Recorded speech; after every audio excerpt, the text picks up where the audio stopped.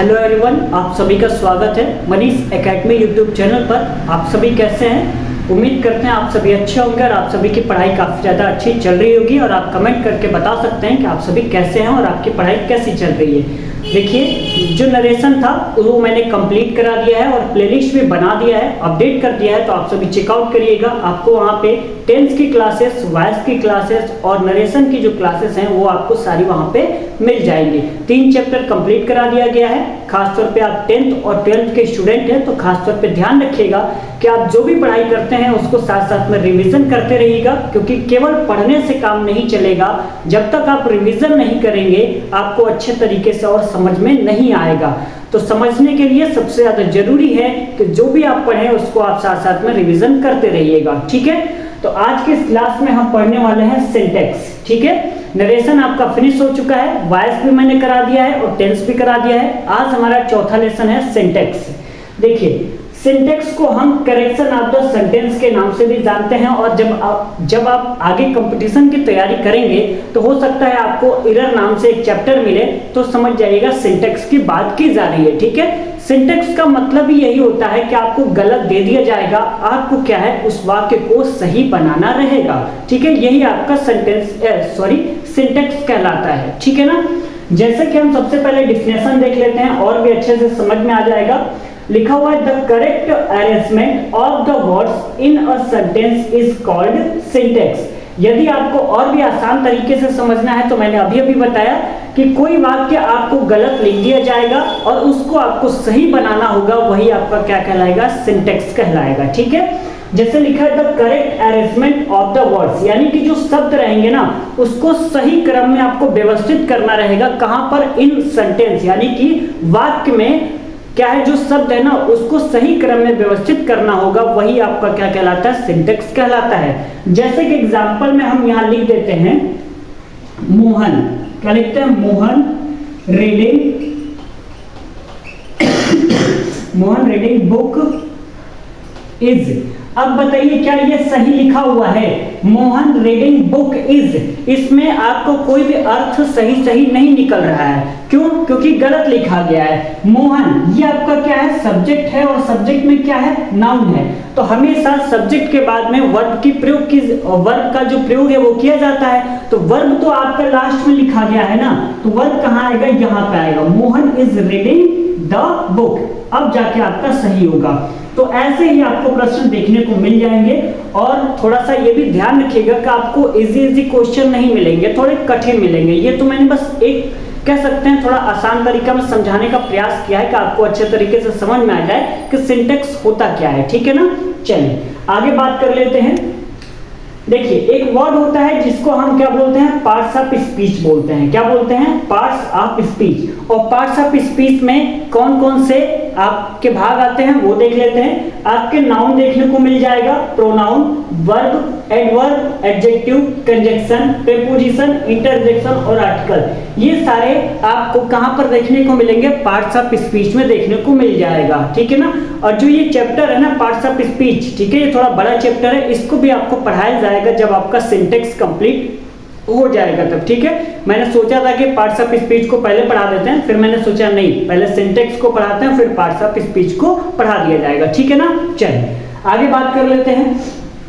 अगला रूल ध्यान रखिएगा, ये रूल काफी ज्यादा इंपॉर्टेंट है। सब्जेक्ट होता क्या है, ठीक है, काफी ज्यादा इंपॉर्टेंट है, तो इसको आप सभी ध्यान रखिएगा।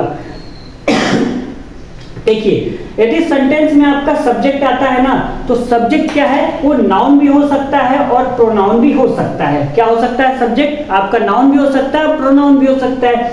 जैसे अभी हमने लिखा था Mahesh is a good boy, हमने लिखा Mahesh is a good boy. अब यहाँ पे जो सेंटेंस लिखा है तो मैंने क्या कहा, सब्जेक्ट आपका नाउन भी हो सकता है और प्रोनाउन भी हो सकता है। तो सब्जेक्ट बताइए आपका जो महेश है वो नाउन है या नहीं है? तो आप कहेंगे कि जी सर नाउन तो है, लेकिन प्रोनाउन कहाँ है? हाँ, तो बताते हैं ना प्रोनाउन कहाँ है। महेश की जगह पे क्या कर लेते हैं, हम ही कर लेते हैं। क्या कर लेते हैं? ही कर लेते हैं। संज्ञा के स्थान पे जो शब्द प्रयोग होते हैं वही तो आपके ना प्रोनाउन होते हैं ना।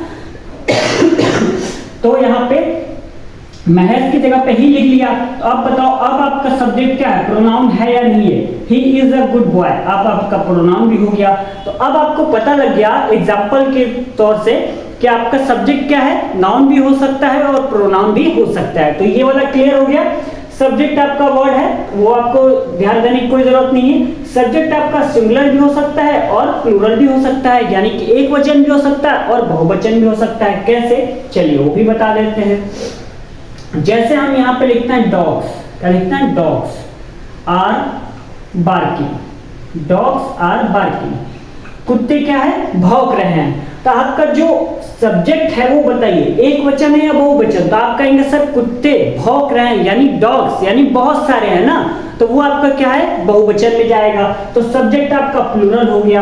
अब हम केवल डॉग लिखते हैं और आर की जगह पे इज लगा लेते हैं। डॉग इज बार्किंग, यानी जो कुत्ता है वो क्या भौंक रहा है, तो एक कुत्ते की बात की जा रही है, तो ये क्या है, सिंगुलर है। तो यहां तक क्लियर हो गया। सब्जेक्ट जो है आपका एक वचन भी हो सकता है, बहुवचन भी हो सकता है, संज्ञा भी हो सकता है और सर्वनाम भी हो सकता है। अंग्रेजी में कह सकते हैं सब्जेक्ट आपका नाउन होगा, प्रोनाउन होगा, सिंगुलर भी हो सकता है और प्लूरल भी हो सकता है। क्लियर यहां तक? चलिए आगे बात कर लेते हैं। अगला रूल लिख लीजिएगा, अगर सब्जेक्ट आपका सिंगुलर है तो वर्ब आपका क्या होगा, सिंगुलर होगा। काफी ध्यान देने वाली बात है, तो नोट डाउन जरूर करिएगा। और आप नोट्स बनाते हैं ना, तो उसको साथ साथ में रिवीजन जरूर करते रहिएगा। ऐसा नहीं कि क्लास हो गया फिर 4-5 दिन हम कॉपी ही नहीं उसको ओपन करते हैं, ऐसा कभी मत करिएगा, ठीक है। अगर सब्जेक्ट हमारा प्लूरल है यानी बहुवचन है तो क्या है, वर्ब हमारा प्लूरल होगा। बहुत इजी है। यदि सब्जेक्ट सिंगुलर है तो वर्ब सिंगुलर होगा, यदि सब्जेक्ट आपका बहुवचन है तो वर्ब भी क्या होगा, बहुवचन होगा, ठीक है। तीसरा रूल क्या है, अगर वर्ब के लास्ट में एस लिखा हो तो वर्ब क्या होगी, सिंगुलर होगी। अगर वर्ब के लास्ट में एस लिखा हो तो वर्ब क्या होगी, सिंगुलर होगी। जैसे इज हो गया, देखो इसमें लास्ट में एस आया है, हैज लास्ट में एस आया है, वॉज लास्ट में एस आया है, डज लास्ट में एस आया है, गोज लास्ट में एस आया है। तो जहां भी वर्ब के लास्ट में एस लिखा होगा वो आपका वर्ब कैसा होगा, तो वर्ब आपका वो सिंगुलर होगा। एस में सिंगुलर, ठीक है, ध्यान में रखेंगे ना। वर्ब में यदि एस आता है तो एस मतलब सिंगुलर, तो वो आपका सिंगुलर हो जाएगा। क्लियर यहां तक? चलिए आगे बात कर लेते हैं। यानी कि जो आपके जो रूल थे वो थोड़े बहुत थे तो वो आपको बता दिए गए। अब आपको क्या किया जाएगा ना, क्वेश्चन बताया जाएगा और क्वेश्चन के साथ साथ में रूल्स भी बताया जाएगा। यानी आपका क्वेश्चन का भी प्रैक्टिस हो जाएगा और रूल्स को भी आपको पता हो जाएगा, ठीक है। मैंने यही सोचा है कि अब आपको क्वेश्चन भी करा दिया जाएगा और रूल्स साथ में बता दिए जाएंगे। फिर क्या है, क्वेश्चन के अलग प्रैक्टिस करने की जरूरत नहीं पड़ेगी। यदि मुझे लगेगा कि क्वेश्चन का प्रैक्टिस अलग से करवानी चाहिए तो भी मैं करवा दूंगा, उसके लिए आपको परेशान होने की जरूरत नहीं है, ठीक है ना। चलिए यहाँ पे क्वेश्चन लिखा हुआ है 10 sheep are grazing in the field, ठीक है। अब इसमें क्या है ना, इसमें आपको सही बनाना है कि इसमें आपका कौन सा गलत है उसको अब हमें सही बनाना है। 10 sheep are grazing in the field, तो आपको लग रहा होगा कि यहाँ पर 10 sheep है यानी भेड़ की बात की जा रही है, बहुत सारे भेड़ है, 10 भेड़ हैं, है ना। तो उसके साथ तो आर लगेगा ही लगेगा, और प्रेजेंट कंटीन्यूअस है तो आईएनजी लगेगा ही लगेगा। तो सब तो सही है, इसमें गलत क्या है?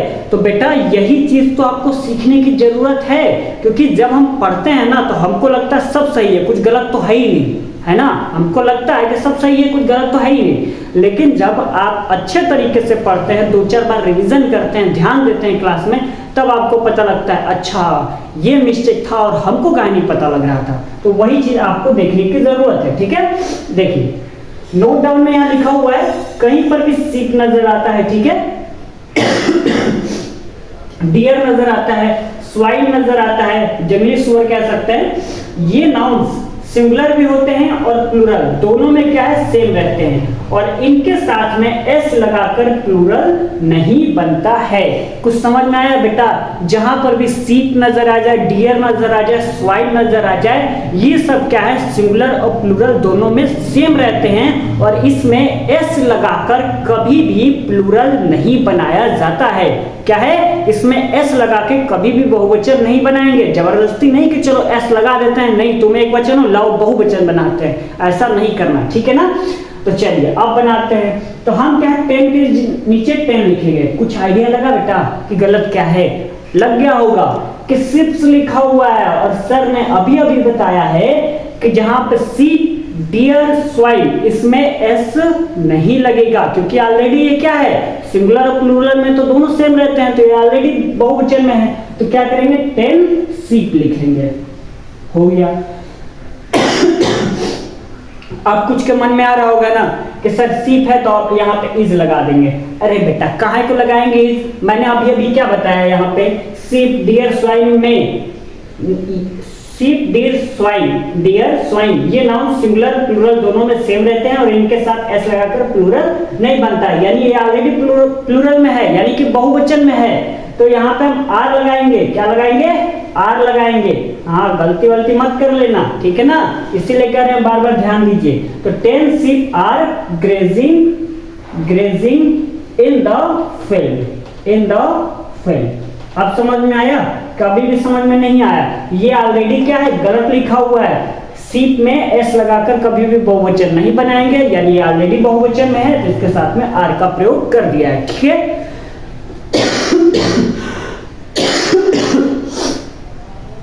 चलिए आगे बात कर लेते हैं। दूसरा क्वेश्चन क्या कह रहा है? दूसरा क्वेश्चन कह रहा है the deer running in the forest. इसमें हम इस का प्रयोग करेंगे या आर का? तो आप खुद बताइए किसका प्रयोग करेंगे। The deer running in the forest, तो हम कहेंगे सर आर का प्रयोग करेंगे। किसका? आर का प्रयोग करेंगे। क्यों आर का प्रयोग करेंगे? क्योंकि ऑलरेडी क्या है, बहुवचन में है। ये सिंगुलर और प्लूरल दोनों में सेम रहते हैं, तो ये क्या है, बहुवचन में है। ठीक है ना, तो इसके साथ में आर का प्रयोग करेंगे। नीचे लिखा हुआ और deer running in the field, इसमें इज और आर दोनों में से क्या लगाएंगे? आप खुद बताइए, मैं 1 मिनट के लिए रुका हूं, आप नीचे बताइएगा कमेंट करके कि क्या रहेगा। ठीक है ना, चलिए बताइए।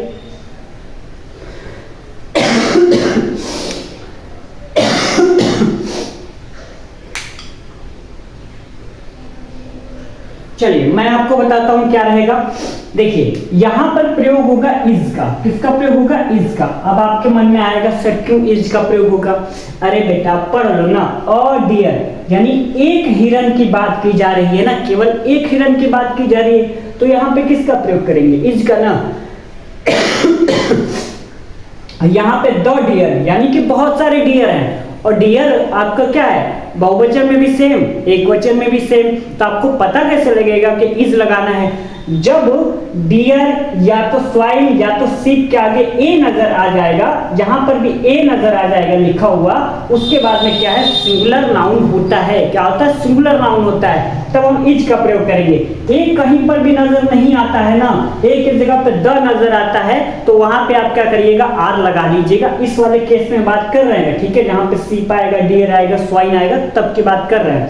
चलिए यहाँ पे हम मान लेते हैं द स्वाइन कर लेते हैं। क्या कर लेते हैं? The swine. तो यहाँ पे इज लगेगा कि आर लगेगा? तो यहाँ पर भी आर लगेगा। अभी हम यहाँ पे द हटा के अ लिख दें, तो अ स्वाइन रहेगा, तो अब बताओ आर लगेगा कि इज लगेगा? क्या लगेगा? इज लगेगा। क्लियर यहाँ तक? तो उम्मीद करते हैं यहाँ तक आपको अच्छे तरीके से समझ में आ गया होगा।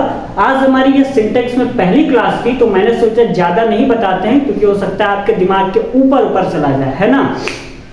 होता है कि आप ज्यादा पढ़ लेते हैं ना, तो कभी का लगता है अरे बहुत ज्यादा पढ़ लिए हैं, दिमाग के ऊपर जा रहा है, थोड़ा रेस्ट कर लेना चाहिए, है ना। तो मैंने सोचा आज पहली क्लास है सिंटेक्स के, तो ज्यादा नहीं, 3 क्वेश्चन ले आते हैं, थोड़े बहुत रूल आपको बता ही जाते हैं। फिर से क्या है, जब दूसरी तीसरी क्लास होगी तो ज्यादा आपको क्वेश्चन का प्रैक्टिस भी करा दिया जाएगा, और साथ में नियम भी बता दिए जाएंगे। ठीक है, तो उम्मीद करते हैं आपको क्लास अच्छी लगी होगी, तो वीडियो को आप सभी शेयर कर सकते हैं। ऐसे ही सपोर्ट बनाए रखिएगा। मिलते हैं अगले लेक्चर में, तब तक के लिए बहुत बहुत धन्यवाद।